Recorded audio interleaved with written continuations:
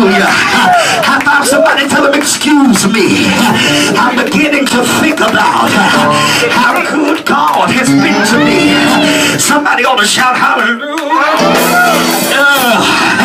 I gotta get out of here, but Pastor, can I do this? For all of those that will appreciate the amplified version of Hebrews chapter number 13 and verse number 15. Watch what the Bible says.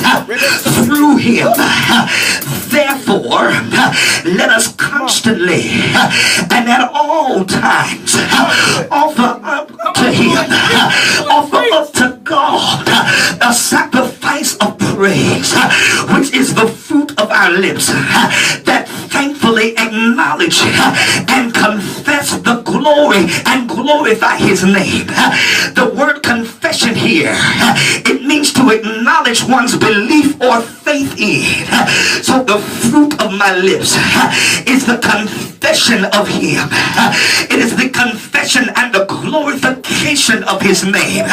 When I confess him, it is me saying I believe that he's able. It is me saying I believe that he can. When I confess his name, it is me declaring my faith in God. It is me saying if God can't do it, it can't be done. I got to confess his name. And when I do it, the Bible calls it the sacrifice of praise. Not only do I confess his name, but I glorify his name. The word glorify here in the text, it means to cause to be or treat as being more splendid, excellent. It also means more excellent than would normally be considered. When I glorify God, I bring others to the attention of his greatness and power.